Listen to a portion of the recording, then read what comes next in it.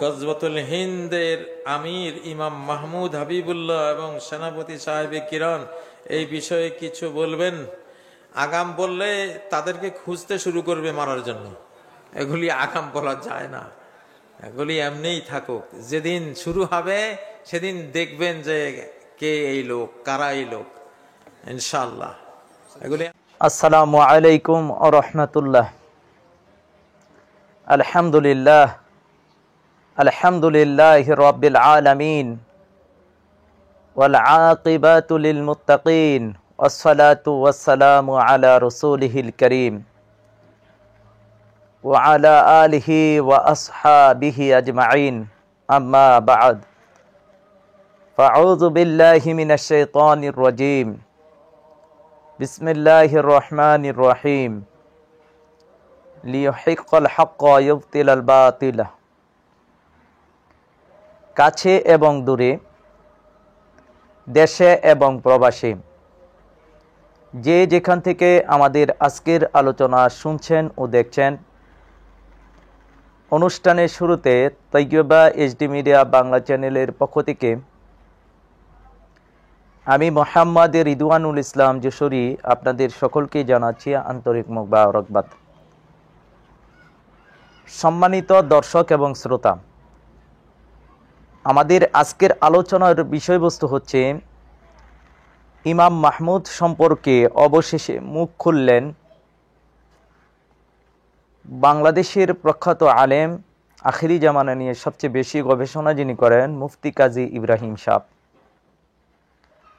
আপনারা ভিডিওর প্রথমে একটি ক্লিপ দেখেছেন যেখানে মুফতি কাজী ইব্রাহিম সাহেবকে গজওয়াতুল হিন্দের আমির ইমাম মাহমুদ এবং সাহিবে কেরাম সম্পর্কে প্রশ্ন করার পরে উনি বলেছেন যে তাদেরকে তাদের মতন থাকতে দেন, প্রকাশ্য হলেই, সময় আসলেই তারা প্রকাশ্যে আসবে। উনি হিকমত অবলম্বন করে, কৌশল অবলম্বন করে ওনার অবস্থান থেকে ইমাম মাহমুদের ব্যাপারে উনি বার্তা দিয়ে যাচ্ছেন উম্মাকে। আপনারা জানেন 2020 সালে ওনাকে যখন প্রশ্ন করা হলো ইমাম মাহমুদ সম্পর্কে হাদিস আছে কিনা, তিনি বলেছেন হ্যাঁ এসেছে, ইমাম মাহমুদ সম্পর্কে হাদিস আছে, কিন্তু অনেক আলেমরা সেটি বলতে চায় না, কারণ রাষ্ট্রের সাথে, সরকারের সাথে এটার একটা সংঘর্ষ থাকে, যার কারণে বলতে চায় না। এটি ছিল ইমাম মাহমুদ হাবিবুল্লাহ সম্পর্কে মুফতি কাজী ইব্রাহিম সাহেবের প্রশ্নের উত্তর। প্রত্যেক সময় তিনি সেটি আরও খোলাসা করলেন যখন তাকে গজওয়াতুল হিন্দের আমির ইমাম মাহমুদ হাবিবুল্লাহ সম্পর্কে সুস্পষ্টভাবে প্রশ্ন করা হলো, তখন কিন্তু সেখানেও তিনি কৌশলে প্রশ্নের উত্তরটি দিয়েছেন।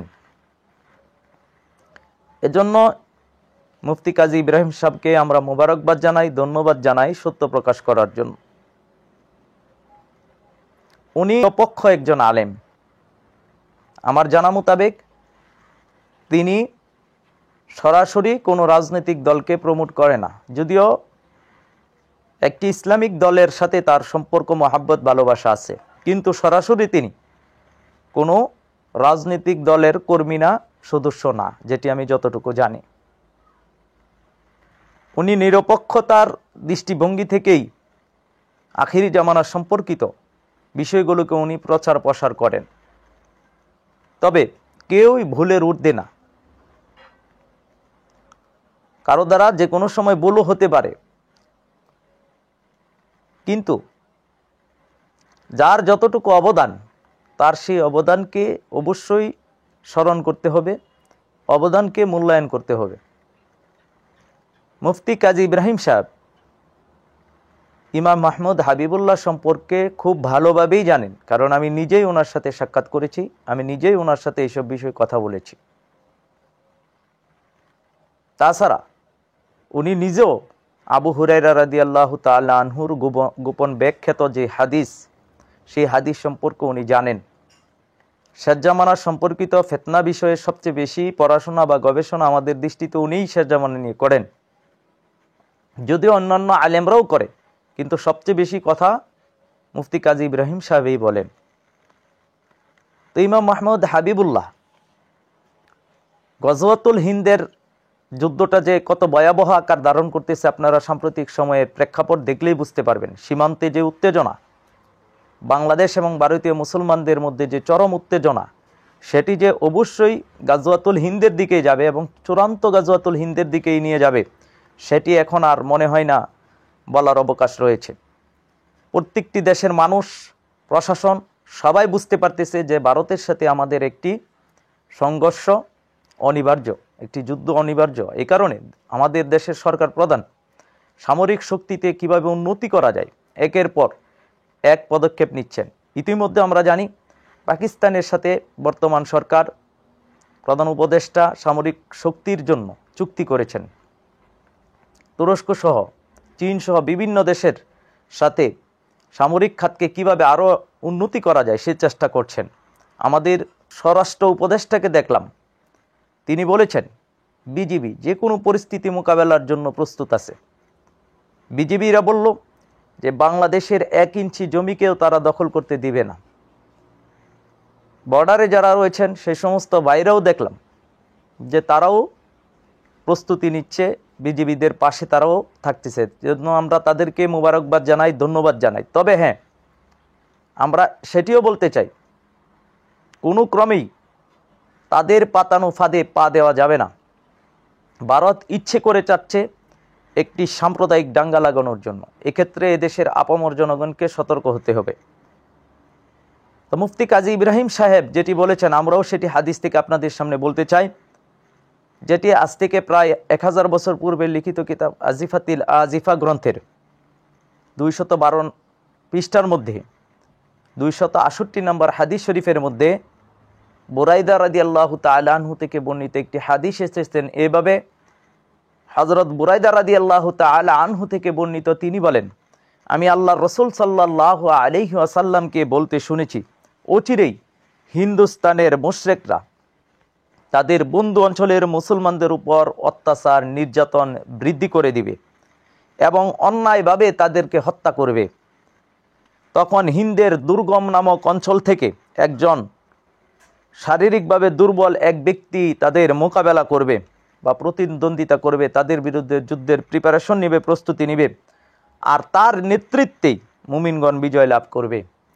বর্ণনাকারী বলেন, আমি আল্লাহ রসুল সাল্লাল্লাহু আলাইহি ওয়াসাল্লামকে বলতে শুনেছি যে তার সাথীদের মধ্য থেকে একজনের উপাধি হবে আল বারা। সুতরাং এই হাদিসটি আজকে জ্বলন্ত আমরা চোখের সামনে চাক্ষুষ দেখতেছি যে বাস্তবায়ন হচ্ছে।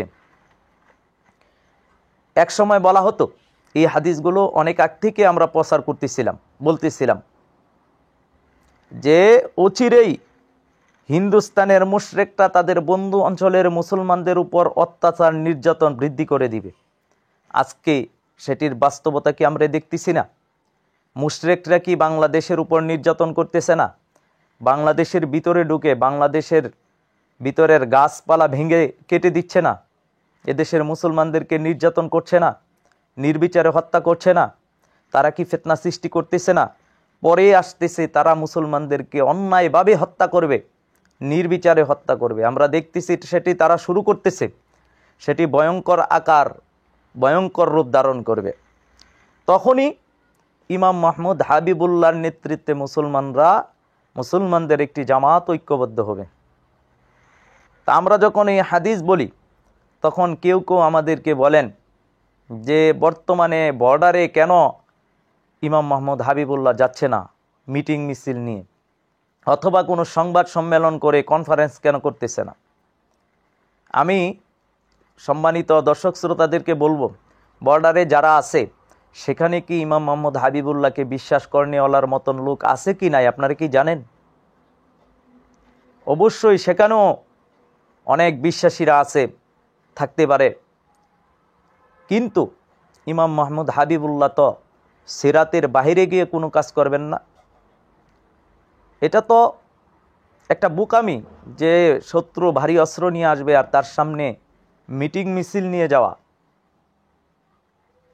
এটি আসলে কিভাবে সম্ভব? একজন আলেম সেটি কিভাবে বলতে পারে? তিনি কি নবীজির সিরাত পড়েন না? আল্লাহ রসুল সাল্লাল্লাহু আলাইহি সাল্লামের জীবনী থেকে কি আমাদের শিক্ষা নিতে হবে না? শত্রু পক্ষ যখন মদিনাতে আক্রমণ করেছিল, আক্রমণ করার জন্য প্রস্তুতি নিয়েছে। আল্লাহ রসুল সাল্লাল্লাহু আলাইহি সাল্লাম যখন শুনতে পেলেন, তখন তিনি কি পদক্ষেপ নিয়েছেন? তিনি কি শত্রুর অস্ত্রের সম্মুখে তিনি মিটিং মিছিল নিয়ে গেছেন? তিনি আন্দোলন করতে গেছেন? না আত্মরক্ষার জন্য প্রতিরক্ষামূলক ব্যবস্থা তিনি গঠন করেছেন? এই হাস্যকর কথা বলে নিজের ইজ্জত, নিজের সম্মান এবং নিজের জ্ঞানের যেই স্বল্পতা সেটি জাতির সামনে প্রকাশ করে হাসির পাত্র হবেন না। কথা বলার সময় চিন্তা করে, ফিকির করে কথা বলবেন। এতে করে জনগণ মূল্যায়ন করবে। না হলে একজন আলেম জনগণের কাছে মূল্যায়ন থাকে না তার। আমরা অবশ্যই আপনাদেরকে সম্মান দিয়েই কথা বলবো। বিদ্বেষ থেকে আক্রমণাত্মকভাবে কেন আক্রমণ করেন? আপনাদের সাথে তো আমাদের কোনো বিদ্বেষ নেই, আপনাদেরকে তো আমরা শত্রু মনে করি না, আমরা তো আপনাদেরকে মুসলিম মনে করি। আপনাদের সাথে তো আমাদের কোনো বিরোধিতাও নাই। আমাদের মূল টার্গেট হচ্ছে উগ্রবাদী, ইসলামের দুশমন যারা, মুশরিক যারা কিনা আমাদের বিরুদ্ধে অবস্থান নিচ্ছে। তো আপনারা কেন এরকম আমাদের বিরুদ্ধে অবস্থান নিচ্ছেন? আপনি পারলে তাদের বিরুদ্ধে অবস্থান নেন না, তাদের ব্যাপারে জাতিকে সতর্ক করেন না, গজওয়াতুল হিন্দের প্রেক্ষাপটের ব্যাপারে আপনার করণীয় বিষয় বলেন না। তো ইমাম মাহমুদ হাবিবুল্লাহ আপনার দৃষ্টিতে ভণ্ড, আমরা গেলাম না, কথার কথা। আপনি তো সত্যপন্থী, আপনি তো হকপন্থী, তো আপনি কেন যান না? আপনি সেখানে যে আন্দোলন করেন, আপনি একটা সংবাদ সম্মেলন, কনফারেন্স করেন, বা আপনার যারা আছেন আলেমরা আপনারা করেন, সেটার প্রতিবাদ করেন। আমাদেরকে আমাদের মতন কাজ করতে দেন ইনশাআল্লাহ তাআলা। কখনোই একে অপরের প্রতিপক্ষ হয়ে দাঁড়ায়েন না। মুসলমান একে অপরের বিরুদ্ধে দাঁড়াতে পারে না। আমরা তো আপনাদের বিরুদ্ধে কখনো অবস্থান নিচ্ছি না, আমরা তো আপনাদের বিরুদ্ধে প্রোপাগান্ডা চালাচ্ছি না, আমরা তো আপনাদেরকে শত্রু মনে করছি না। বরঞ্চ আমরা যখন মূল শত্রুর বিরুদ্ধে যখন আমরা জনগণকে সতর্ক করছি, তখনই আমাদের বিরুদ্ধে আপনারা অবস্থান নিচ্ছেন কেন? তাহলে কি আমরা ধরে নিব আপনারা শত্রুদের পক্ষ অবলম্বন করছেন? ইচ্ছাই হোক অনিচ্ছাই হোক, সেটাই তো প্রমাণিত হচ্ছে।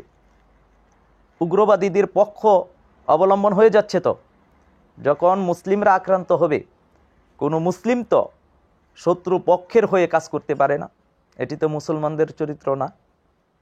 এজন্য বলবো, কিছু বলার আগে, কিছু করার আগে আমার এবং আপনার সবারই চিন্তা ফিকির করে কিছু করার দরকার।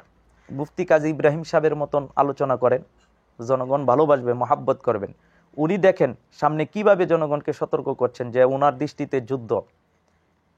তো এইভাবে আপনি আমি সবাই যদি আজকে মুসলিমদের সংকট মুহূর্তে আমরা যদি মুসলমানদেরকে সতর্কর ব্যাপারে কথা বলতে পারতাম, এদেরকে ঐক্যবদ্ধ হওয়ার জন্য আল্লাহর পক্ষ থেকে যে মনোনীত বান্দা আল্লাহ পাঠিয়েছেন, যিনি মুসলমানদের প্রকৃত অভিভাবক, যার মাধ্যমে মুসলমানদের বিজয় আসবে, তার বিষয়টা জেনে তার পক্ষ অবলম্বন করে যদি সত্য সন্ধানের ইচ্ছায়, সত্য গ্রহণের নিয়তে যদি সত্য প্রচার করেন, তাহলে তো নিজেই সম্মানিত হবেন দুনিয়া এবং আখিরাতে। এজন্য আমাদের আজকের আলোচনায় আমরা মুফতি কাজী ইব্রাহিম সাহেবের দোয়া করব, আল্লাহ সুবহানাহু ওয়া তাআলা যাতে ওনাকে সর্বদাই হকের উপর অবিচল রাখেন, অটল রাখেন। ইমাম মাহমুদ হাবিবুল্লাহর বিষয়ে উনি জানেন, উনি ভালো করেই জানেন, উনি আকার ইঙ্গিতে সেই কথা বলছেন। আশা করি ইনশাআল্লাহ তাআলা সঠিক সময়ে আমরা সবাই এক ছাতার নিচে ইমাম মাহমুদ হাবিবুল্লাহর নেতৃত্বে ঐক্যবদ্ধ হয়ে যাব ইনশাআল্লাহ তাআলা। তো আল্লাহ তাবারক ওয়া তাআলা আমাদের সকলকে আল্লাহর মনোনীত বান্দা ইমাম মাহমুদ হাবিবুল্লাহর নেতৃত্বে ঐক্যবদ্ধ হওয়ার তৌফিক দান করুন। আমিন ইয়া রাব্বাল আলামিন। আসসালামু আলাইকুম।